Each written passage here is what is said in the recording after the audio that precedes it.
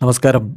Raf talk ഫുട്ബോളിലേക്ക് അവർക്കും സ്വാഗതം. ഫുട്ബോളിലെ നിയമങ്ങളിൽ മാറ്റം, സുപ്രധാന മാറ്റങ്ങളാണ്. അടുത്ത വേൾഡ് കപ്പ് മുതൽ ഇതുണ്ടാവും എന്നാണ് ലഭ്യമാവുന്ന വിവരങ്ങൾ.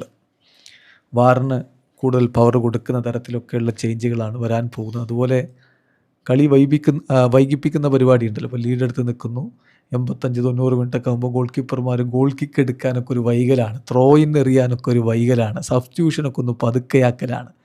അതിനെതിരെയൊക്കെ നടപടി വരുന്ന രൂപത്തിലുള്ള മാറ്റങ്ങളാണ് വരുത്തിയിരിക്കുന്നത്. ഇപ്പോൾ ഇന്നലത്തെ ദിവസം ഇഫാബ്, ഇൻ്റർനാഷണൽ ഫുട്ബോൾ അസോസിയേഷൻ ബോർഡ്, ഇഫാബാണ് ഫുട്ബോളിൻ്റെ നിയമങ്ങൾ ഉണ്ടാക്കുന്നത്.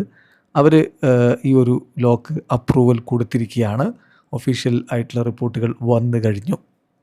അപ്പോൾ അടുത്ത സമ്മർ മുതലുള്ള കോമ്പറ്റീഷനുകളിലാണ് ഇത് അവതരിപ്പിക്കുന്നതെന്ന് പറഞ്ഞാൽ അടുത്ത വേൾഡ് കപ്പ് മുതൽ ഇത് നടപ്പാവും എന്നാണ് ലഭ്യമാവുന്ന വിവരങ്ങൾ. അപ്പോൾ എന്തൊക്കെയാണ് മാറ്റങ്ങൾ, മെയിൻ ചേഞ്ചസ് നമുക്ക് നോക്കാം.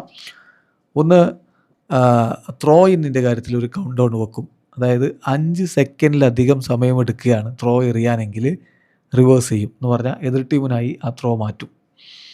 മറ്റൊന്ന്, ഗോൾ കിക്കിന് കൗണ്ടിങ്, അതായത് ഗോൾ കിക്ക് എടുക്കാൻ ഒരുപാട് സമയമെടുക്കുന്നു.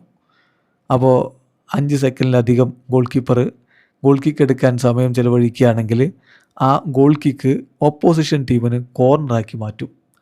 അപ്പോൾ അത് മുട്ടം പണിയായിരിക്കും സമയം കളയാൻ വേണ്ടി അങ്ങനെ ഒരു ശ്രമം നടത്തിയാൽ. സബ്സ്റ്റിറ്റ്യൂഷൻ നടത്തേണ്ടത് 10 സെക്കൻഡുകൾക്കുള്ളിൽ സബ്സ്റ്റിറ്റ്യൂട്ട് ചെയ്യപ്പെടുന്ന താരം കയറി പോകണം. ഇങ്ങനെ പതുക്കെ പോയി ഇങ്ങനെ കൈയൊക്കെ അടിച്ച് സമയമൊക്കെ കളയാറുണ്ടല്ലോ, ആ പരിപാടി നടക്കില്ല. അങ്ങനെ അടുത്ത താരം ഇറങ്ങണം. അങ്ങനെ കംപ്ലീറ്റ് ചെയ്തില്ലെങ്കിൽ സബ്സ്റ്റിറ്റ്യൂട്ട് വിൽ ബി പിനലൈസ്ഡ്. അതായത് പിന്നെ 1 മിനിറ്റ് ഡിലേക്ക് ശേഷം മാത്രമേ സബ്സ്റ്റിറ്റ്യൂട്ട് ചെയ്യപ്പെട്ട കളിക്കാരന് ഗ്രൗണ്ടിലേക്ക് ഇറങ്ങാൻ പറ്റുകയുള്ളൂ. അപ്പോൾ 10 പേരെ വെച്ചിട്ട് ആ 1 മിനിറ്റ് കളിക്കേണ്ടി വരും.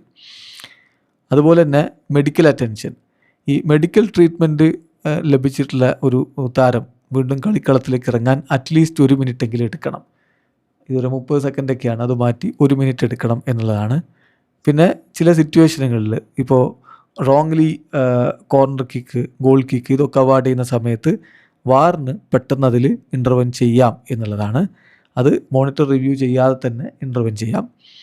മറ്റൊന്ന്, second yellow card possible red കാർഡായിട്ട് മാറുമല്ലോ. അപ്പോൾ അത്തരം സന്ദർഭങ്ങളിൽ റഫറിയെ വാൺ ചെയ്യാൻ വാറിന് അധികാരം കൊടുക്കുന്നതും. ഇത്തരത്തിലുള്ള മാറ്റങ്ങളാണ്. ഈ ചേഞ്ചസ് ഓൾറെഡി വേൾഡ് കപ്പിൽ ഉണ്ടാകും. യുണൈറ്റഡ് സ്റ്റേറ്റ്സ്, കാനഡ, മെക്സിക്കോ എന്നീ രാജ്യങ്ങളിൽ വെച്ച് നടക്കുന്ന ജൂൺ-ജൂലൈ മാസത്തിലെ വേൾഡ് കപ്പിൽ ഈ മാറ്റങ്ങൾ ഉണ്ടാവും എന്നാണ് ഇപ്പോൾ ഇഫാബ് അറിയിച്ചിരിക്കുന്നത്. ഏതായാലും അതോടൊപ്പം തന്നെ ഇങ്ങനെ മുഖം പൊത്തി ഒരുത്തൻ വംശീയാധിക്ഷേപം നടത്തിയല്ലോ, ഒരു അർജൻറ്റീനക്കാരൻ താരം ക്രിസ്ത്യാനി. അപ്പോൾ അതിനെതിരെ ലോ വരാനുള്ള സാധ്യതയുണ്ടെന്ന റിപ്പോർട്ടുകൾ കൂടി വരുന്നു. അങ്ങനെ മുഖം ഷർട്ട് ഉപയോഗിച്ച് പൊത്തി സംസാരിക്കുന്നത് തടയാനുള്ള ലോ വന്നേക്കും. വീഡിയോ അവസാനിക്കുന്നു. ഫുട്ബോൾ ലോകത്തെ കൂടുതൽ വിശേഷങ്ങളുമായി റാഫ് ടോക്സിൽ എത്താം.